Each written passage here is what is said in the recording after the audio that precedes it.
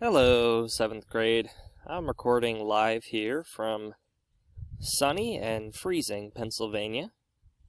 So you get to hear this lesson from the middle of my parents' farm.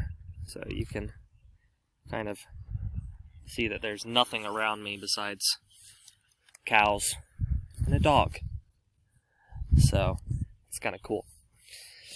But in the vastness of this state here, we're going to talk about some things that are really small, but very significant. They affect us a lot. Let's begin. First one is algae. Algae are a diverse group of things essential to life. They produce food.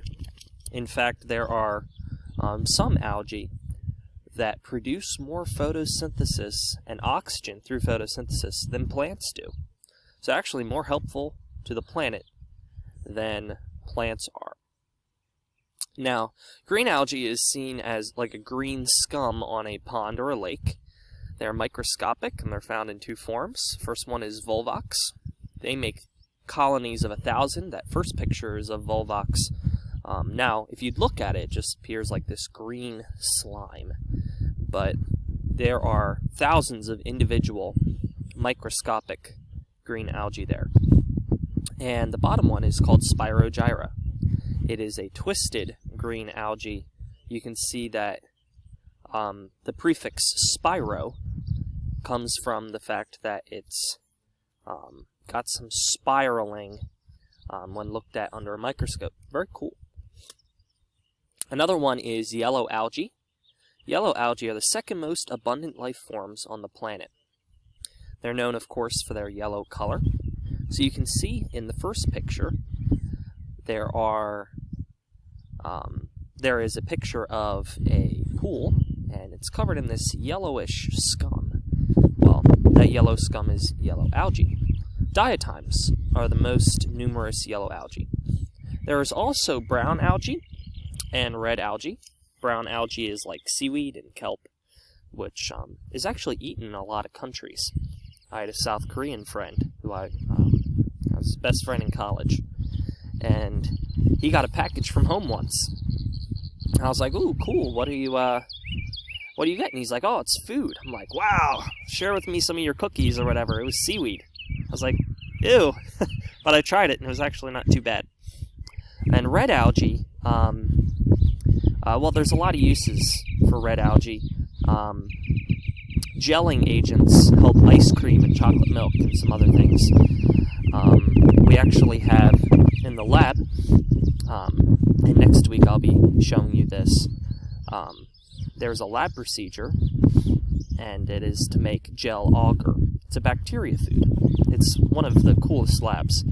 Unfortunately, we're going to have to do it virtually. But I hope it's still interesting to you. And this agar, bacteria food, comes straight from red algae, and you can make it very easily. Very cool. That is yellow, brown, and red algae. Fungus, well, they're not microscopic, but they're very important. They're called saprophytes.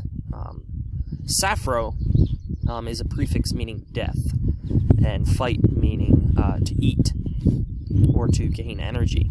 They feed on dead stuff, and they're made up of the hyphae, which you can see right here, the mycelium, which is a body of threads. The hyphae are the threads itself, so a fungus is just a whole bunch of threads put together. The study of which is called mycology, the study of fungus. And fungus are very important, because imagine if there was no dead stuff, or imagine if there was so much dead stuff around because the fungus didn't eat the dead stuff. That'd be quite bad. We'd be standing on piles of dead stuff. That'd be kind of gross. Multiple different types of fungus. Maybe you can identify them if you ever see a fungus. The club fungus look like mushrooms. This is a club fungus. There's a bracket fungus. The bracket fungus is in this picture. It looks quite like shelving. That's why they call it bracket fungus.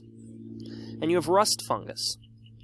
When you look on a plant and you see maybe it's a little rusty looking, and you're like, I wonder what's causing that rust or this discoloration. odds are it's actually a fungus, rust fungus. They're actually kind of slowly eating it away. Of course, for a plant, that's not a good thing. But that's what rust fungus do. It actually helps the ecosystem.